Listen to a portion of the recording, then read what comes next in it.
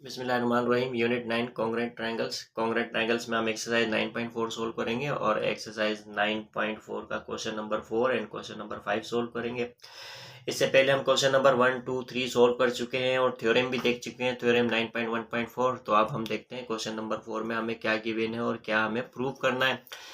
तो question number 4 है, prove that the median bisecting the base of an isosceles triangle bisects the vertical angle and is perpendicular to the base. तो इस question में हमें एक isosceles triangle given है। तो मैं एक आइसोसेलेस ट्रायंगल जो है कि सबसे पहले बनाता हूँ। तो ये मैंने एक आइसोसेलेस ट्रायंगल ABC बनाया। तो ये ABC एक आइसोसेलेस ट्रायंगल है। तो हमसे ये कहा गया है इस क्वेश्चन में कि ये जो आइसोसेलेस ट्रायंगल ABC है, इसकी जो बेस BC है, तो मीडियन जो है इस बेस BC को बाइसेक्ट करता है। तो मैं ये जो है कि यहाँ से एक मीडियन बनाता हूँ और ये मीडियन जो है कि इस बेस BC को क्या करता है, बाइसेक्ट करता है, यानी दो इक्वल पार्ट्स में जो है कि वो डिवाइड करता है। तो ये मीडियन AD है, ये हमें गिवन है। तो अब हमें प्रूव ये करना है कि ये वर्टिकल एंगल, ये जो A है ये वर्टिकल एंगल है, क्या ये मीडियन AD इस वर्टिकल एंगल को भी बाइसेक्ट करेगा। अगर बाइसेक्ट करेगा तो एंगल 1 और एंगल 2 इक्वल होंगे। ये हमें प्रूव करना है कि एंगल 1 इज कॉन्ग्रुएंट होगा एंगल 2 के। इसी तरह से हमसे एक और बात जो है कि वो प्रूव करने को कहा गया है कि वो ये कि ये जो मीडियन AD है इस BC के परपेंडिकुलर है, ये हमें प्रूव करना है। तो मैं ये जो हमारे पास मीडियन AD है इस BC के परपेंडिकुलर अगर ये होगा तो ये इसको मैं एंगल 3 कहता हूँ, इसको मैं एंगल 4 कहता हूँ। तो एंगल 3 एंगल 4 के इक्वल होगा और दोनों किसके इक्वल होंगे, 90 डिग्रीज के इक्वल होंगे। अगर हमने ये प्रूव कर लिया कि ये एंगल 1 एंगल 2 के इक्वल है यानी कॉन्ग्रुएंट है और एंगल 3 एंगल 4 के जो है कि वो कॉन्ग्रुएंट है और इक्वल टू 90 डिग्रीज के हैं, तो इसका मतलब ये होगा कि ये जो मीडियन AD है उसने इस एंगल A को बाइसेक्ट किया है। और एंगल 3 और एंगल 4 दोनों 90 डिग्रीज के इक्वल होंगे, तो इसका मतलब ये होगा कि ये जो मीडियन AD है इससे बेस BC के परपेंडिकुलर है। अच्छा, तो अब हम देखते हैं कि हमें जो गिवन है वो एक आइसोसेलेस ट्रायंगल है। गिवन, यहाँ लिखता हूँ, given ABC is an isosceles triangle, ये हमें गिवन है। और क्या गिवन है कि मीडियन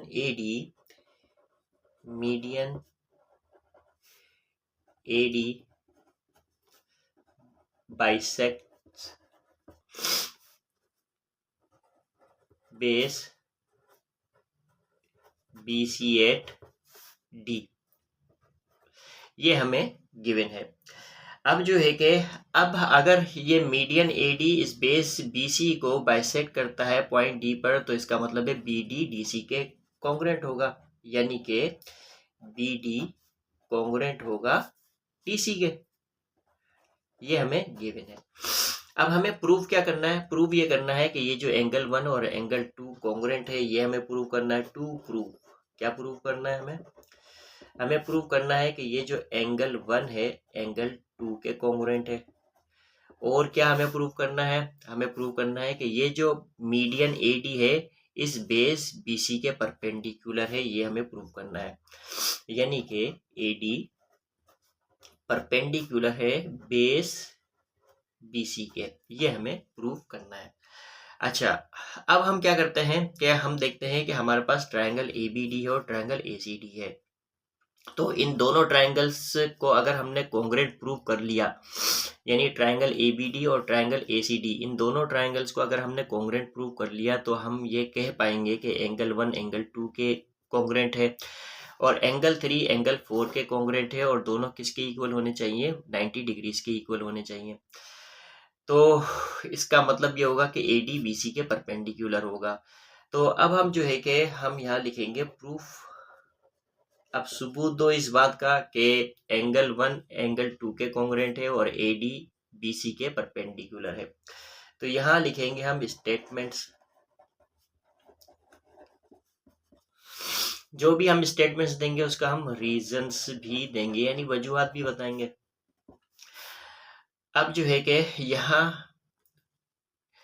जो है हम देखते हैं कि ट्रायंगल ABD और ट्रायंगल ACD, यानी कि इन दोनों ट्राइंगल्स की कोरेस्पोंडेंस देखते हैं। In triangle A B D and triangle A C D, इन दोनों ट्राइंगल्स की कोरेस्पोंडेंस में देखते हैं हम कि ये जो ए बी है ये ए सी के कॉन्ग्रुएंट है, यानी ए बी ए सी के कॉन्ग्रुएंट है। अब क्यों कॉन्ग्रुएंट है? ए बी ए सी के क्यों कॉन्ग्रुएंट है? क्योंकि ये जो ट्राइंगल ए बी सी है एक आइसोसेलेस ट्राइंगल है, ये हमें गिवन है। हमें क्या गिवन है? ए बी सी एक आइसोसेलेस ट्राइंगल है, तो लिहाजा ए बी ए सी के इक्वल होगी यानी कॉन्ग्रुएंट होगा, तो ये हमें गिवन है। इसी तरह से अब हम देखते हैं कि ये बी डी डी सी के कॉन्ग्रुएंट है, बी डी कॉन्ग्रुएंट है डी सी के। अब ये बी डी डी सी के क्यों कॉन्ग्रुएंट है? क्योंकि ये भी हमें गिवन है कि ये जो मीडियन ए डी है ये इस बी सी का बाइसेक्टर है, ये हमें गिवन है। तो लिहाजा जब मीडियन ए डी इस बेस बी सी का अगर बाइसेक्टर है तो इसका मतलब है कि बी डी डी सी के इक्वल होगा, तो ये भी हमें गिवन है, यानी मीडियन ए डी बाइसेक्ट करता है बेस बी सी को 8 पॉइंट डी पर, ये हमें गिवन है। अच्छा, अब जो है कि हम देखते हैं कि इस ट्रायंगल ए बी डी और ट्रायंगल ए सी डी, इन दोनों ट्रायंगल्स में ये जो ए डी है ये कॉमन है, यानी ए डी कॉन्ग्रुएंट है ए डी के, और ये कॉमन है, दोनों ट्रायंगल्स में कॉमन है। ट्रायंगल ए बी डी और ट्रायंगल ए सी डी दोनों ट्रायंगल्स में ये ए डी कॉमन है।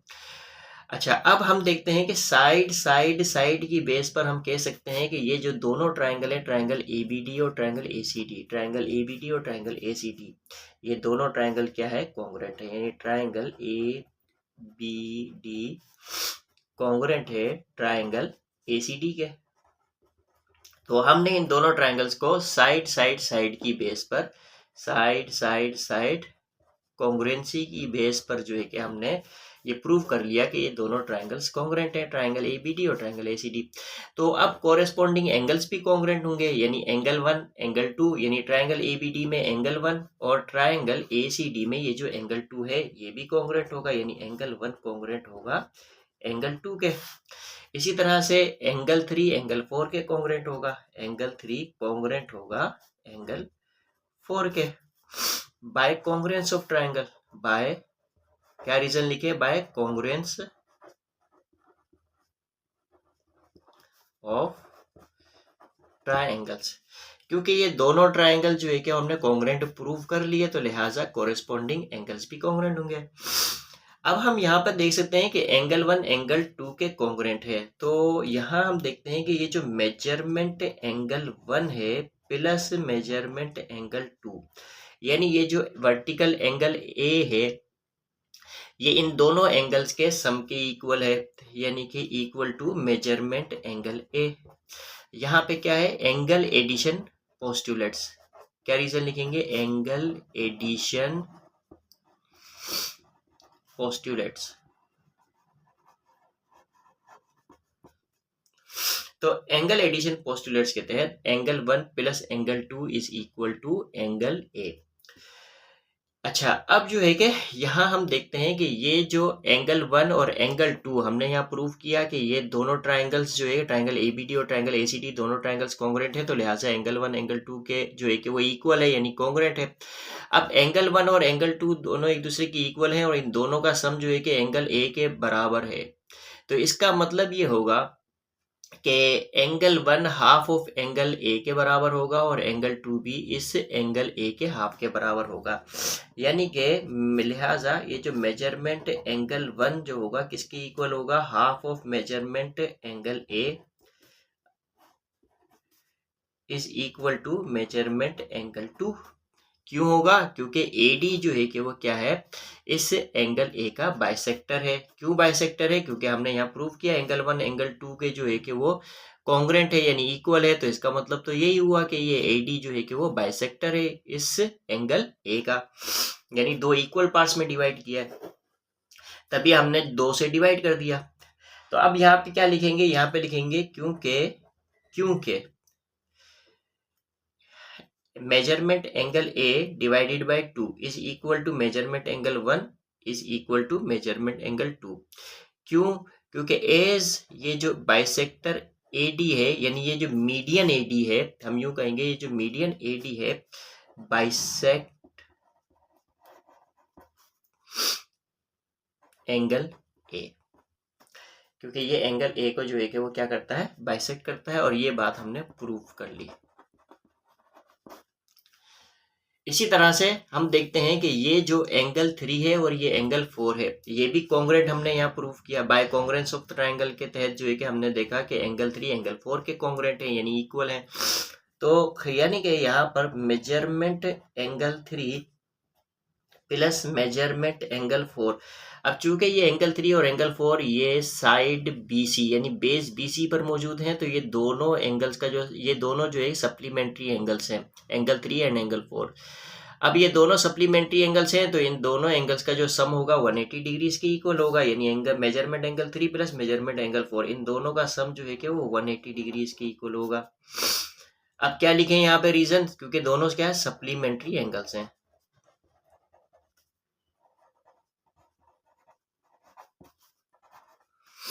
दोनों क्या है, सप्लीमेंट्री एंगल्स हैं। अच्छा, अब जो है कि हम देख सकते हैं कि यहाँ हमने ये प्रूव किया कि बाय कॉन्ग्रुएंस ऑफ ट्रायंगल के तहत हम देखते हैं कि ये जो एंगल 3 है एंगल 4 के इक्वल है, यानी कॉन्ग्रुएंट है, और इन दोनों एंगल का सम जो है कि 180 डिग्रीज के बराबर है। तो इसका मतलब है कि each angle is equal to 90 degrees, यानी एंगल 3 भी 90 डिग्रीज के इक्वल होगा, एंगल 4 भी 90 डिग्रीज के इक्वल होगा, यानी मेजरमेंट एंगल 3 जो होगा वो equal to half of 180 degree is equal to measurement angle 4। अब ये जो measurement angle 3 is equal to 180 degree divided by 2 is equal to 90 degree is equal to measurement angle 4, यानी यहाँ पे लिखेंगे ईच इक्वल टू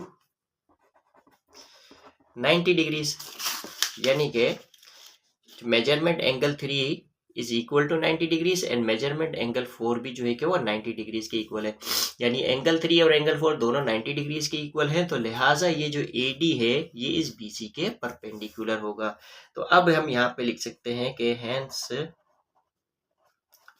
ये जो मीडियन AD है इस बेस BC के परपेंडिकुलर, ये जो मीडियन AD है इस बेस BC के परपेंडिकुलर होगा। तो लिहाजा हम यहाँ पे लिख सकते हैं AD perpendicular to base BC, और ये बात हमने प्रूव करनी थी और हमने प्रूव कर ली। तो मीडियन AD परपेंडिकुलर है बेस BC के, ये प्रूव कर लिया हमने। एक्सरसाइज 9.4 का क्वेश्चन नंबर 5 है। क्वेश्चन नंबर 5 ये लास्ट क्वेश्चन है।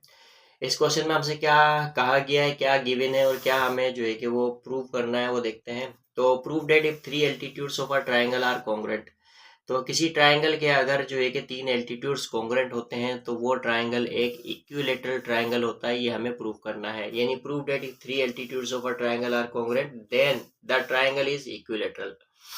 तो बेटा इस क्वेश्चन में हमसे ये कहा गया है कि अगर हमारे पास ये एक ट्रायंगल है, ट्रायंगल ABC, इस ट्रायंगल को मैं कहता हूँ ट्रायंगल ABC, ये हमें गिवन है, और हमसे ये कहा गया है कि इस ट्रायंगल के 3 एल्टीट्यूड्स अगर कॉन्ग्रुएंट हैं तो ये ट्रायंगल जो है कि एक इक्विलैटरल ट्रायंगल होगा, ये हमें प्रूव करना है। तो हम देखते हैं कि ये जो मैंने एक एल्टीट्यूड बनाया, ये एल्टीट्यूड क्या होगा, ये AC के परपेंडिकुलर होगा। तो इस एल्टीट्यूड को मैं क्या कहता हूँ, BE। इसी तरह से एक और एल्टीट्यूड बनाया मैंने इस वर्टेक्स C से, जो इस वर्टेक्स C के अपोजिट साइड AB के परपेंडिकुलर होगा। ये एल्टीट्यूड की डेफिनेशन है बेटा, ठीक है। इसी तरह से जो है कि वर्टेक्स A से जो है कि मैंने एक एल्टीट्यूड बनाया, और ये एल्टीट्यूड को कह दिया मैंने AD, इसको कह देता हूँ CF। इसी तरह से ये जो AD है ये इस BC के परपेंडिकुलर होगा। अब जो है कि हमें ये गिवन है कि ये जो ट्रायंगल ABC में ये जो altitude BE, AD and CF, ये तीनों एल्टीट्यूड्स क्या है, कॉन्ग्रुएंट हैं। अब हमें प्रूव ये करना है कि ये जो ट्रायंगल ABC है एक इक्विलैटरल ट्रायंगल है, ये हमें प्रूव करना है।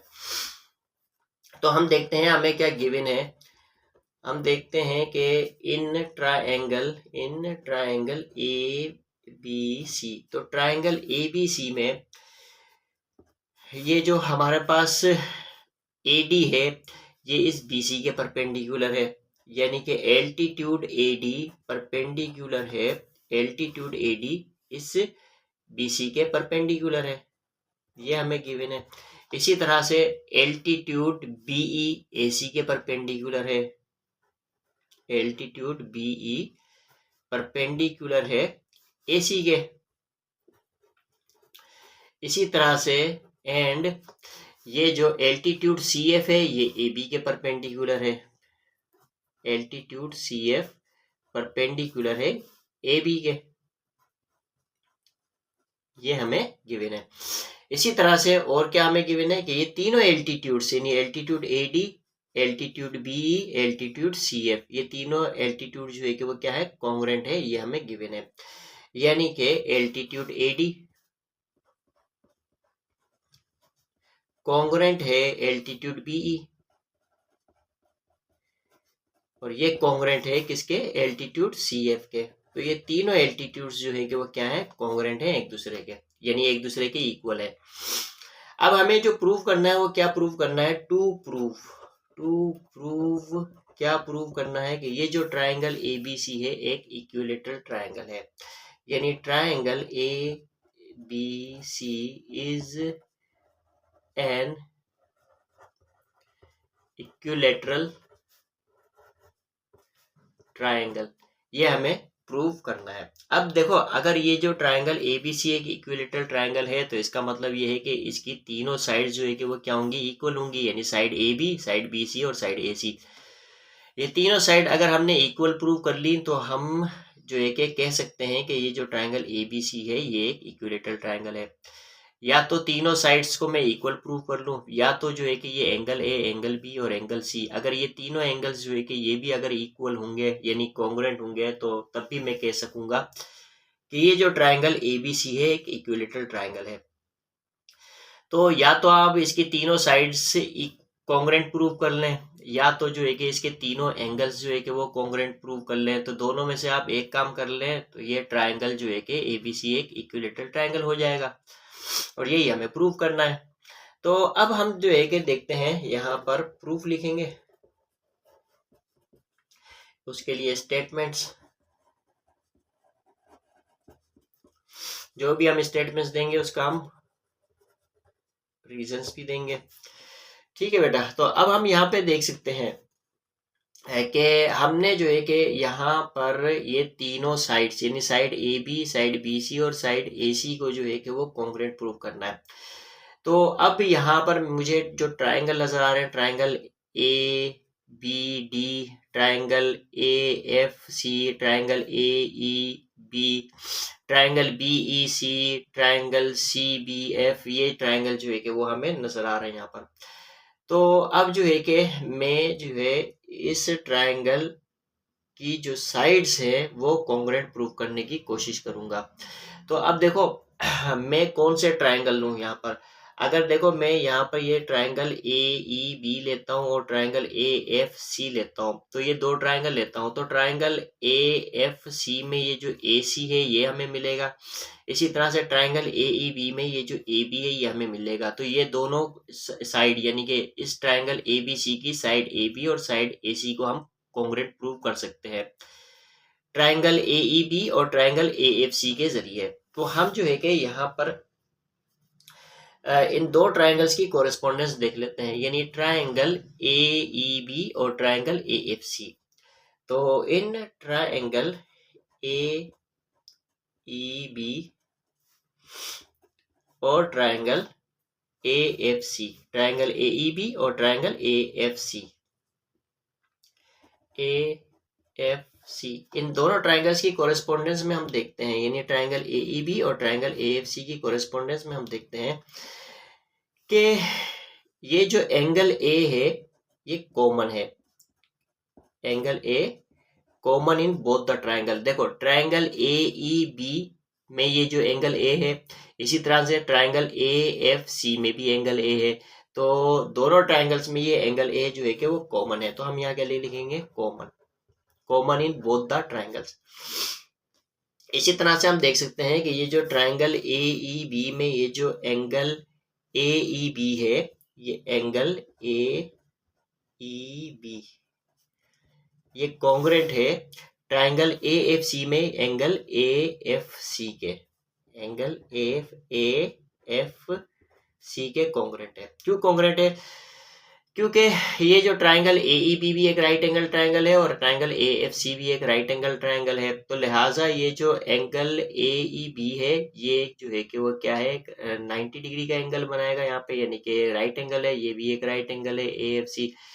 तो यहाँ पर लिखेंगे कि राइट एंगल्स, दोनों क्या है, राइट एंगल्स हैं।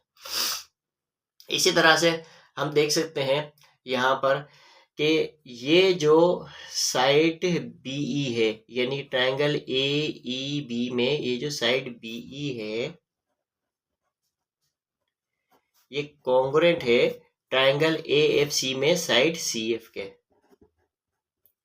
क्यों कॉन्ग्रुएंट है? क्योंकि BE और CF ये दोनों क्या है, एल्टीट्यूड है, और एल्टीट्यूड जो है कि वो एक दूसरे के कॉन्ग्रुएंट है, ये हमें गिवन है, तो हम यहाँ लिखेंगे गिवन, और ये दोनों क्या है, एल्टीट्यूड्स हैं, BE और CF।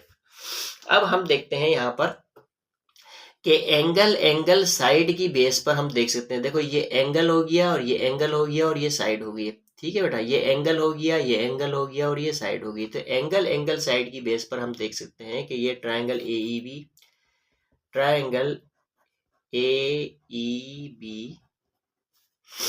कॉन्ग्रुएंट है ट्रायंगल AFC के। एंगल साइड कॉन्ग्रुएंसी की बेस पर हम कह सकते हैं कि ये दोनों ट्रायंगल जो है कि यानी ट्रायंगल AEB और ट्रायंगल AFC दोनों ट्रायंगल कॉन्ग्रुएंट हमने प्रूव कर लिया। अब जब ये दोनों ट्रायंगल यानी ट्रायंगल AEB और ट्रायंगल AFC दोनों कॉन्ग्रुएंट प्रूव कर लिए, तो अब हम देख सकते हैं कि ये जो ट्रायंगल AEB में ये जो साइड AB है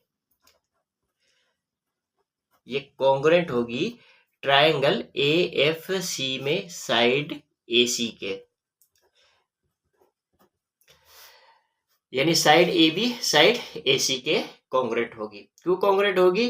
क्योंकि बाय कॉन्ग्रुएंस ऑफ ट्रायंगल, यानी ट्रायंगल AEB और ट्रायंगल AFC दोनों को हमने कॉन्ग्रुएंट प्रूव कर लिया, तो लिहाजा जो है कि हम कह सकते हैं by congruence of triangle, by congruence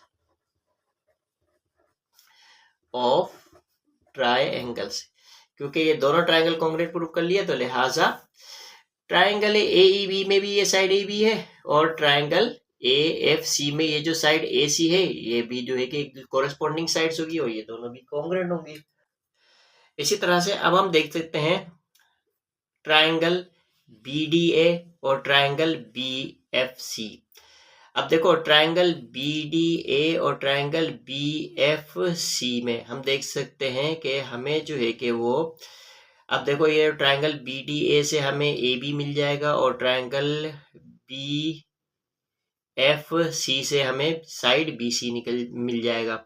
अब साइड AC और साइड BC को हम कॉन्ग्रुएंट प्रूव कर पाएंगे यहाँ पर, तो लिहाजा हम जो है कि ट्रायंगल BDA और ट्रायंगल BFC जो है कि देखेंगे। तो अब हम जो है कि इन ट्रायंगल BDA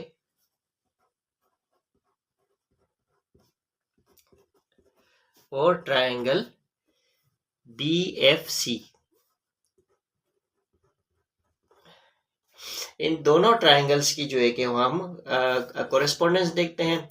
तो ट्रायंगल BDA में ये जो हमारे पास और ट्रायंगल BFC इन दोनों ट्रायंगल्स में हमारे पास ये जो एंगल B है वो क्या है, कॉमन है, और जब कॉमन है तो ये कॉन्ग्रुएंट होगा, तो हम यहाँ पे क्या लिखेंगे, कॉमन। इसी तरह से हम देख सकते हैं कि ये जो ट्रायंगल BDA में ये जो एंगल BDA है, एंगल BDA कॉन्ग्रुएंट है एंगल BFC के, एंगल BFC के, यानी कि ये जो ट्रायंगल BFC में एंगल F है यानी एंगल BFC है, ये वाला एंगल इसके कॉन्ग्रुएंट होगा BDA के इस एंगल के। तो लिहाजा जो है कि हम कह सकते हैं कि ये दोनों क्या है, राइट एंगल्स है। एंगल BDA और एंगल BFC, दोनों क्या है, राइट एंगल्स है। इसी तरह से अब हम देख सकते हैं कि ट्रायंगल BDA में ये जो AD है ये कॉन्ग्रेंट है ट्रायंगल BFC में CF के, क्योंकि ट्रायंगल BDA में ये जो AD है ये एक एल्टीट्यूड है और ट्रायंगल BFC में ये जो CF है ये भी एल्टीट्यूड है और ये एल्टीट्यूड जो है कि वो कॉन्ग्रेंट है, तीनों एल्टीट्यूड्स कॉन्ग्रेंट है, तो लिहाजा ये दोनों एल्टीट्यूड्स भी जो है कि यानी एल्टीट्यूड AD और एल्टीट्यूड CF ये भी कॉन्ग्रेंट होंगे। तो ये हमें क्या है, गिवन है।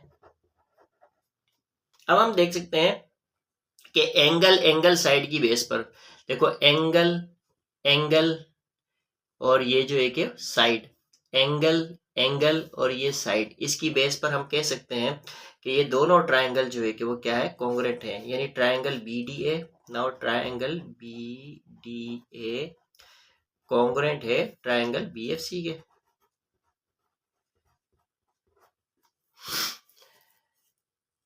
अब ट्रायंगल BDA और ट्रायंगल BFC ये दोनों ट्रायंगल जो है कि वो क्या है, कॉन्ग्रेंट है। अब किस बेस पर हम कह सकते हैं, एंगल साइड कॉन्ग्रुएंसी की बेस पर ट्रायंगल BDA और ट्रायंगल BFC कॉन्ग्रुएंट है। अब अगर ट्रायंगल BDA और ट्रायंगल BFC दोनों कॉन्ग्रुएंट है तो हम देख सकते हैं ट्रायंगल BDA में AB और triangle BFC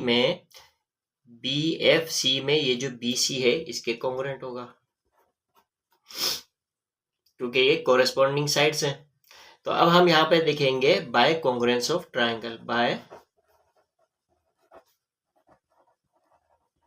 congruence of triangles, क्योंकि ये दोनों ट्रायंगल्स कॉन्ग्रुएंट प्रूव कर लिए तो लिहाजा उनके कोरेस्पॉन्डिंग साइड्स भी जो है कि वो कॉन्ग्रुएंट होंगे। अब मैं इसको अगर 1 कह देता हूँ और इससे मैं 2 कह देता हूँ, तो अब यहाँ पर हम देखते हैं कि ये जो AB है AC के कॉन्ग्रुएंट है और AB यहाँ पर जो है कि वो BC के कॉन्ग्रुएंट है। तो लिहाजा जो है कि जब AB AC के कॉन्ग्रुएंट और AB BC के कॉन्ग्रुएंट तो LHS और RHS जो है कि वो इक्वल होंगे। तो लिहाजा हम ये कहेंगे कि ये जो AB है ये कॉन्ग्रुएंट है AC के और AC कॉन्ग्रुएंट होगा किसके, BC के। कैसे पता चला, फ्रॉम 1 and 2, फ्रॉम 1 and 2। तो 1 और 2 से हमें ये पता चला कि ये जो AB AC के कॉन्ग्रुएंट है और AC जो है कि वो BC के कॉन्ग्रुएंट है। यानी तीनों साइड AB AC और BC ये तीनों साइड जो है कि वो हमने कॉन्ग्रुएंट प्रूव कर ली। अब जब ये तीनों साइड्स कॉन्ग्रुएंट है तो इसका मतलब ये होगा कि ये जो triangle hence triangle ABC is an